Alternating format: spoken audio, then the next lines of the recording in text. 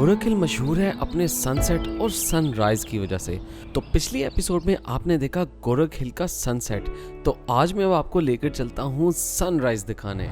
So good morning नाजरीन, सुबह सुबह हो रही है।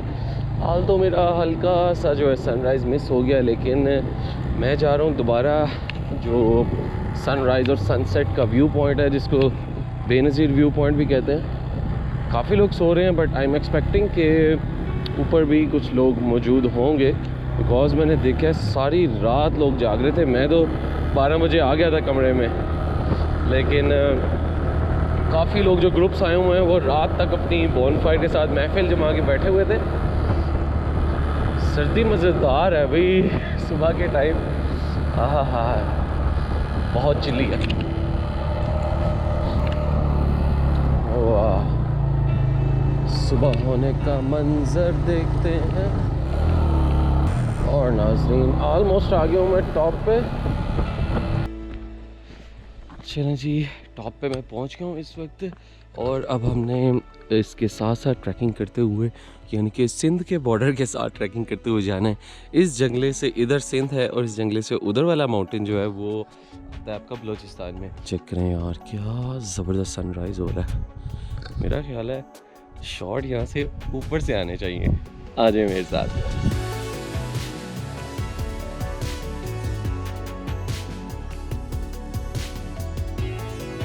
गोरख हिल पे बने वॉकवे पे चलने का मज़ा तो है ही, लेकिन जो नज़ारा इसकी एजेस पे बनी रॉक्स पे बैठने का मिलता है वो सबसे आला है।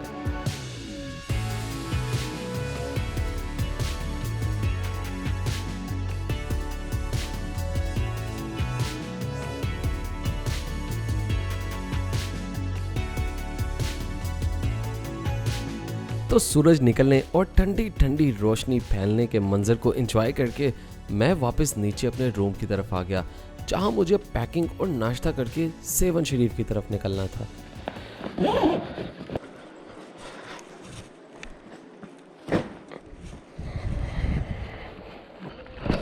चलें जी, ब्रेकफास्ट करने चलते हैं।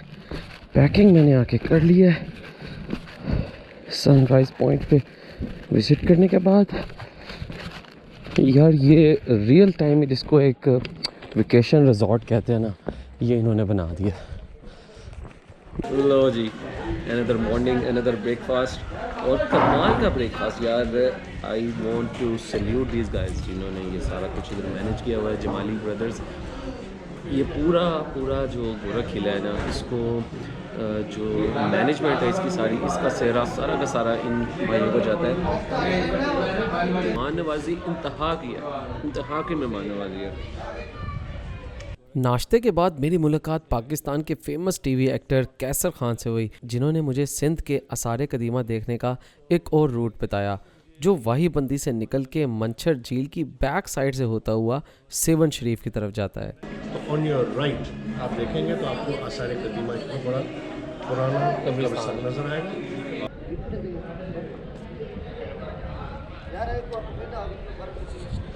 यहाँ पे जनाब हो रही थी रात को बॉनफायर्स, जो डिफरेंट ग्रुप्स बने हुए थे।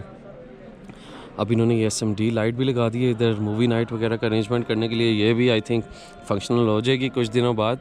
जो लेवल है ना, वो उन्होंने वाकई रिजॉर्ट वाला रखा हुआ है।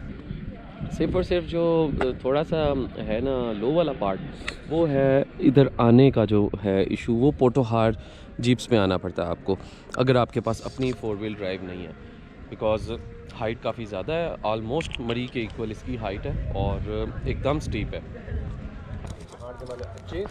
ओके सर, मैं निकल रहा हूँ। हाँ, thank you so much. Okay sir, चाय पी लेते हमारे साथ। मैं सर ज़रा वो स्केजुअल एक बना हुआ है बाइक का, मैं ज़रूर आपके साथ बैठता, बट स्टिल थैंक यू। खैर से जाओ। Thank you so much.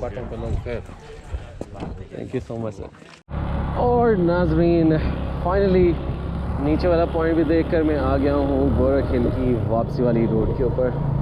चलते हैं जनाब अब इन ठंडी हवाओं को छोड़ के। हाय मेरे पहाड़, कहाँ रह जाओगे तुम। मैं जाने लगा हूँ फिर मैदानी इलाकों में। चला कोई नहीं, आगे हमने अभी बलोचिस्तान भी जाना है, और बलोचिस्तान में हम लोगों को समुंदर भी मिलने वाला है और एक नई किस्म के पहाड़ भी मिलने वाले हैं। तो चलते हैं जनाब स्लोली स्लोली नीचे। When we wake, hear the birds and see the sun. Side by side our fears are done. Oh, the good times just begun. गोरखिल में मज़ा बहुत आया और एक और दिन रहने का दिल बहुत कर रहा था, लेकिन जाना भी ज़रूरी था बिकॉज आगे अभी बहुत सी जगह ऐसी थी जो मुझे एक्सप्लोर करनी थी। As crazy, but things are finally right. With you and I. जी काफ़ी ज़्यादा नीचे आ गया हूँ मैं, 10:15 हो गया, ऑलमोस्ट आधा घंटा हो गया नीचे आते हुए और अभी तक ग्रीनरी वाला पार्ट ही आ रहा है। और अब जो वो जो कर्व्स वाली उतराई है ना, स्टीप उतराई, अब वो स्टार्ट होने लगी है। Even in the hard times, you and I can weather any storm. Before I sleep, hear the crickets, see the moon. Side by side and through. No limit to what we can do.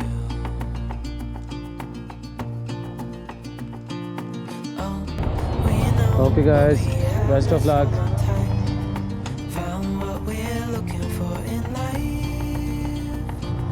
Extreme उतराई है और बहुत ही slow patience के साथ ही आपको उतरना पड़ता है पहले गियर में, और बिल्कुल साइड पे जितना फ्लैट एरिया आपको मिल सके आपने वो कवर करना होता है। यार लैंडस्केप चेक करें, वाह क्या लैंडस्केप है, क्या लैंडस्केप है।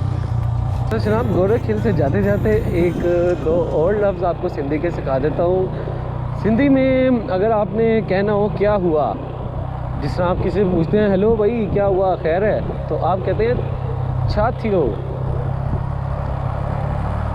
छाथियो का मतलब है जनाब क्या हुआ। जैसा कि एक गाना है, क्या हुआ तेरा वादा, तो आप सिंधी भी क्या कहेंगे, छाथियो तांजो वादा। हाय हाय हाय यार, गर्मी थोड़ी लगने लगी है। मेरा ख्याल है अब जैकेट जो एक ऊपर वाला अपर है ना वो उतार देना चाहिए, गर्मी लग रही है, बाप रे बाप।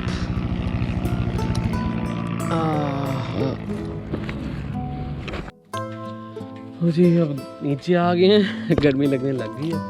आधे रास्ते में मैंने बाइक रोक के अपनी ग्रीन वाली जैकेट उतार दिया और मेरा ख्याल है कि मुझे नीचे से भी कुछ उतारना पड़ेगा, एक और शर्ट।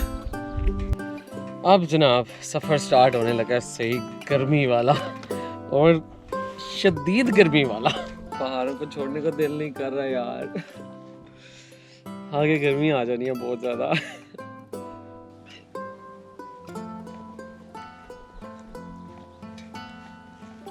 अच्छा अब नीचे आया हूँ ना, तो गर्मी क्योंकि नीचे बढ़ गई है, पौधे बहुत ज़्यादा उगे हुए हैं लेकिन सड़ गए हैं बेचारे, ग्रीनरी उनकी ख़त्म हो गई है, येलो येलो हो गए हैं बहुत ज़्यादा।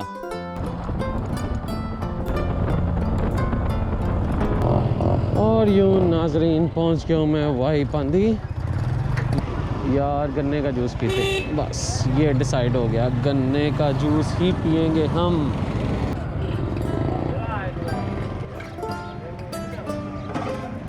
हाँ हाँ हाँ मज़ेदार है। लो जी ठंडा ठार फ्रेश जूस पी लिया। लेकिन मेरी बड़ी कोशिश होती है कि जब मैं टूरिज़म के लिए निकलूं तो लोकल इकॉनमी को जितना फ़ायदा पहुंचा सकूं मैं उनको फ़ायदा पहुंचाऊं।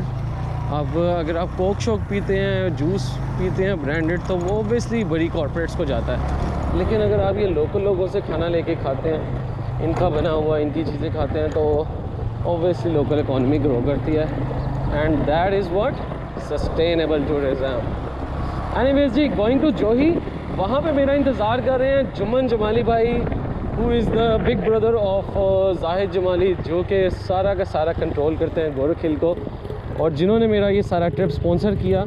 यार पहाड़ों से होके आया हूँ ना तो फ्रेश हो गया हूँ लिटरली। मैं अपने अंदर जो है ना वो एक फ्रेशनेस फील कर रहा हूँ, जो पिछले 5-6 दिनों में बड़ी बोरिंग राइड कर करके मैं बोल रहा था ना, उसके अंदर भी जो है ना एक जान आ गई है। ओके जनाब पहुँच गए हैं हम यहाँ पर जो ही पहुंचकर जुम्मन भाई ने सिंधी अजरक का तोहफा दिया और गोरख हिल रिजॉर्ट के फ्यूचर प्लान डिस्कस किए। लो जनाब, जुम्मन भाई से मिलकर बहुत ज़्यादा खुशी हुई। He is the guy, he is the man behind this Gorakh hill. और अभी बता रहे थे कि कुछ लोग ये समझते हैं कि मेरा नाम ही गोरख है। इतना ज़्यादा उनके साथ अटैच हो गया गोरख का नाम कि जो जुम्मन जमाली उर्फ गोरख हिल्स।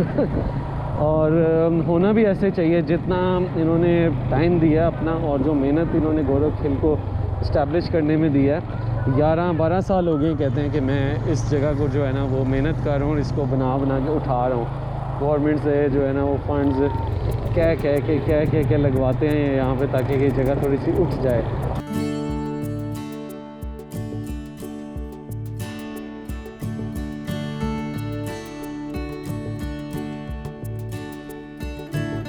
जोही से होते हुए जब मैं छिन्नी के मुकाम पर पहुंचा तो वहां मुझे सैकड़ों साल पुरानी कब्रें और मज़ार नज़र आए।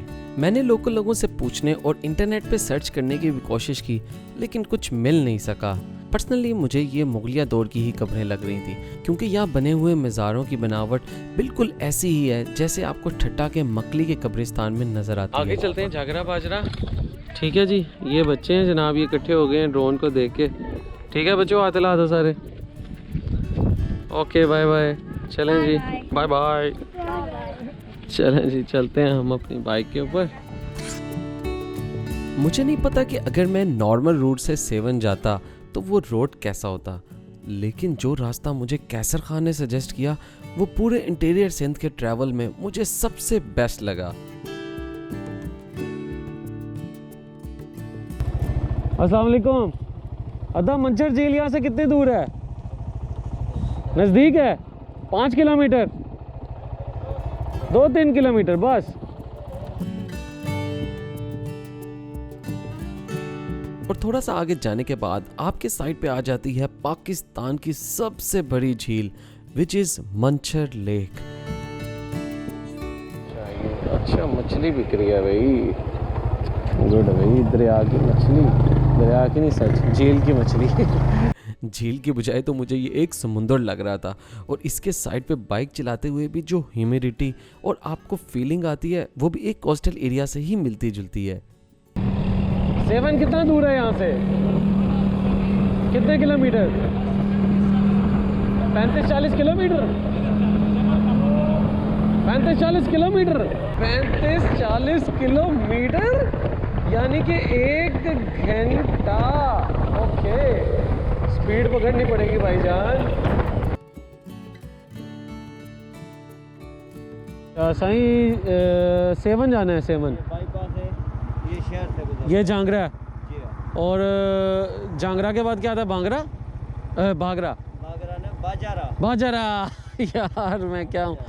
अच्छा, वो इधर भी वो कब्रें बनी हुई हैं, जी हाँ। वो किस चीज़ का मज़ार है? ये शकी दिले लगाए, बहुत पुराना है, बहुत पुराना, कदीमी है। कदीमी है। जी हाँ। तो जागरा बाजरा से होते हुए मैं शाम को पहुंच गया सेवन शरीफ।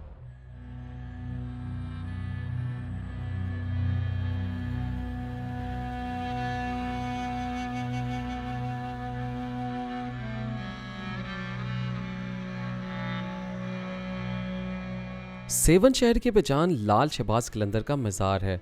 आपका असल नाम उस्मान अली शाह है, जो 1177 में ईरान के एक शहर मरंद में पैदा हुए, और इसी वजह से आपको उस्मान अली मरवंदी भी कहा जाता है। आपका नाम झूले लाल भी इसलिए पड़ा क्योंकि सिंध के रहने वाले हिंदू भी आपसे बहुत मुतासिर थे, और वो समझते थे कि ये उनके पुराने देवता झूले लाल का दूसरा जन्म है।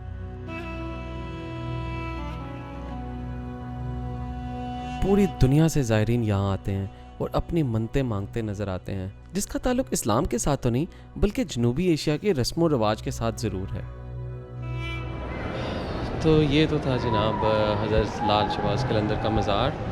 अब चलते हैं वापस, अपना बैग शैग पैक करते हैं और आगे जाने की तैयारी करते हैं।